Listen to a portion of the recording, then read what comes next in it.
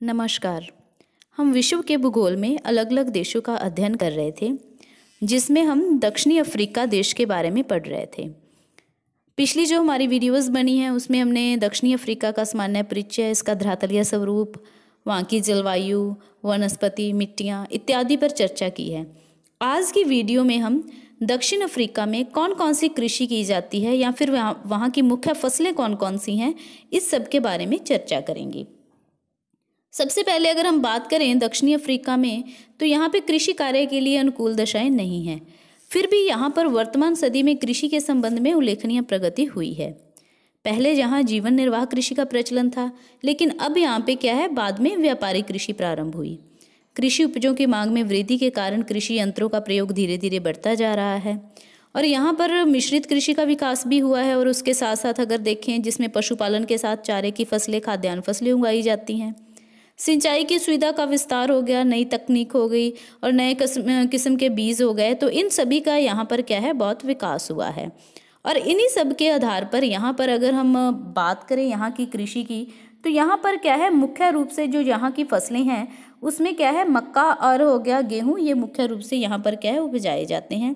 और इनके अलावा अगर हम देखें तो जौ, जई, राई, गन्ना, कपास, तंबाकू, मूंगफली इत्यादि का भी यहाँ पर उत्पादन हो रहा है। दक्षिणी अफ्रीका की कैप घाटी में क्या है, फलों का बहुत अधिक उत्पादन होता है।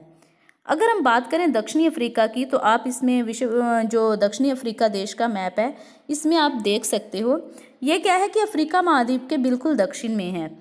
और जिसमें अगर हम देखें तो इसमें ऊंचाई के आधार पर भी दिखाया गया है कि ये सभी जानते हैं कि जो पर्वतीय प्रदेश होते हैं या फिर ऊंचाई पर स्थित एरिया होता है, वहाँ पर क्या है, ज़्यादा कृषि के लिए अनुकूल दशाएं नहीं होती हैं। कृषि के लिए होती हैं, लेकिन वहाँ पे क्या है, मुख्य रूप से अगर हम देखें कि जैसे गेहूँ हो गया, कपास हो गया, तो इन सब के लिए क्या है, अनुकूल दशाएं नहीं होती। वहाँ पर क्या है, पहाड़ी एरिया होता है, तो सीढ़ीनुमा खेती वगैरह ज़्यादा की जाती है। तो इसी के आधार पर क्या है, जो यहाँ पे है, मुख्य रूप से फसलें उत्पादन की जाती हैं। मुख्य फसलों की बात करें तो सबसे पहले हम इसमें बात करते हैं मक्के की। मक्का देखें तो दक्षिणी अफ्रीका मक्का की कृषि में अग्रणी है। यहाँ 1658 ईस्वी में मक्के का उत्पादन प्रारंभ हुआ और बाद में मक्का उत्पादन सफल नहीं रहा। लेकिन यूरोपीय लोग ग्रीष्मकालीन वर्षा वाले क्षेत्रों से आकर जब यहाँ पे बसने लगे, तो उनके आने से मक्के के उत्पादन में तीव्र वृद्धि बढ़ने लगी। और वर्तमान में अफ्रीका महाद्वीप में मक्के की सर्वाधिक उत्पादन दक्षिणी अफ्रीका में ही होता है और यहाँ पर मक्के का विस्तृत क्षेत्र उगाया जाता है। यह फसल दक्षिणी अफ्रीका में अन्य सभी फसलों की अपेक्षा बहुत अधिक क्षेत्रफल पर उगाई जाती है। मक्का यहाँ के निवासियों के लिए कार्बोहाइड्रेट का महत्वपूर्ण स्रोत है और दक्षिणी अफ्रीका में जो बंटू लोग हैं, वो बंटुओं का क्या है, ये मुख्य रूप से भोजन है। और अगर मक्के की बात करें तो मक्के की कृषि फ्री स्टेट का पठार, जो हमने फ्री स्टेट पढ़ी थी ना, तो वहाँ पर मुख्य रूप से एक त्रिभुजाकार क्षेत्र में की जाती है और यह क्षेत्र मक्का त्रिभुज के नाम से जाना जाता है, यानी कि जिसको ट्रायंगल के नाम से जाना जाता है। और इसके अलावा देखिए तो दक्षिणी ट्रांसवाल, पश्चिमी ऑरेंज फ्री स्टेट में भी मक्के का उत्पादन हो रहा है। और मक्के को यहाँ पर क्या है, मिलीज, इस चीज़ को ध्यान में रखना, मिलीज के नाम से जाना जाता है या फिर मिलीज के नाम से पुकारा जाता है। और दक्षिणी अफ्रीका में पूरे महाद्वीप में लगभग 1/3 मक्के का उत्पादन करता है। और इसी के आधार पर जो यहाँ पे मक्के का उत्पादन है, वो बहुत तीव्र गति से बढ़ रहा है। और दक्षिणी अफ्रीका अगर देखें तो मक्के का निर्यात भी करता है। इसके बाद हम बात करते हैं यहाँ की जो प्रमुख फसल है, उसमें हम लेते हैं गेहूँ को। गेहूँ की अगर हम बात करें तो जो गेहूँ है, गेहूँ यहाँ पे वेस्टर्न केप फ्री स्टेट के पूर्वी भाग में शीतकाल में वर्षा के समय उपजाई जाती है। और दक्षिणी अफ्रीका में गेहूं की खेती क्या है, स्वाटलैंड के कैप टाउन में उत्तरी भाग में और कैप अंगुलाहास के आसपास के तटीय भाग जो क्षेत्र है, वहाँ पर की जाती है। और अगर हम देखें, यहाँ पर गेहूं का उत्पादन भी मुख्य रूप से बहुत हो रहा है। इसके अलावा अगर हम नेक्स्ट कृषि की बात करें या नेक्स्ट फसल की, तो उसमें आता है जौ। जौ एक सहनशील अनाज है जो क्या है, सामान्य दशाओं के साथ साथ कठोर परिस्थितियों में भी उगाया जाता है। दक्षिणी अफ्रीका में जौ की खेती देखिए तो मुख्य रूप से वेस्टर्न कैप के दक्षिणी तटीय मैदानी क्षेत्र में की जाती है। और अगर हम वर्ष 2008 में बात करें तो यहाँ पर क्या है, दक्षिणी अफ्रीका में 68,245 हेक्टेयर भूमि पर जौ की खेती की गई थी। और जो लगभग अगर अनुमान के देखें तो जिसमें क्या है, इसका उत्पादन जो है बहुत अच्छा हुआ था। और इसके बाद अगर हम नेक्स्ट फसल की बात करते हैं तो उसमें आता है गन्ना। गन्ने का देखें तो दक्षिणी अफ्रीका में चीनी की घरेलू मांग पूर्ति के लिए गन्ना भी बहुत अधिक उत्पादन किया जाता है।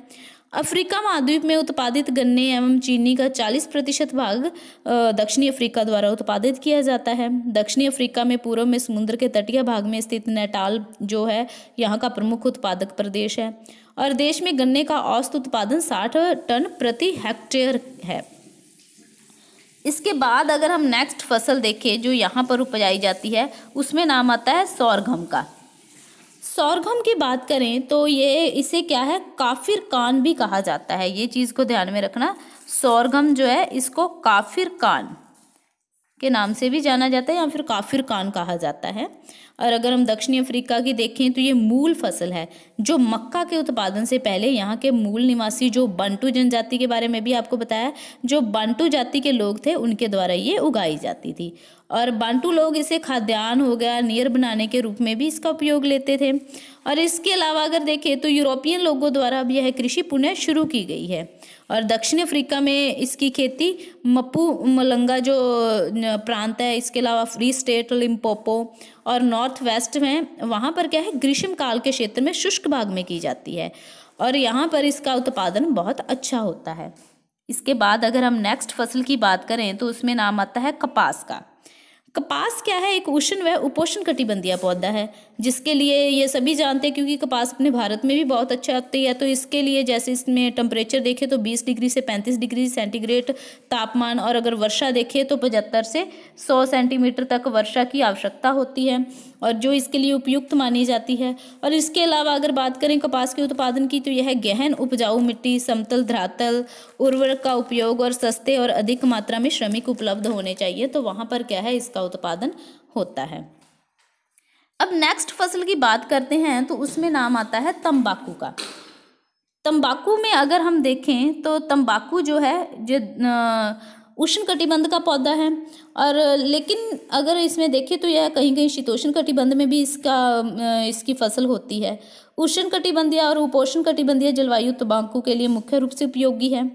और अगर तंबाकू के देखें तो तंबाकू के लिए लंबा सूखा काल होना चाहिए, तेज़ हवा, अत्यधिक वर्षा, और ये अगर देखें ओले, तो ये सब क्या है कि इसके लिए प्रतिकूल दशाएं होती हैं, यानी कि जो लंबा सूखा पड़ जाता है, तेज हवा चलती है तो अत्यधिक वर्षा होती है या फिर ओले पड़ जाते हैं तो यह इसके लिए आप कह सकते हो कि हानिकारक है, जो इसकी वृद्धि के लिए और इसके उत्पादन के लिए भी क्या है, हानिकारक होते हैं।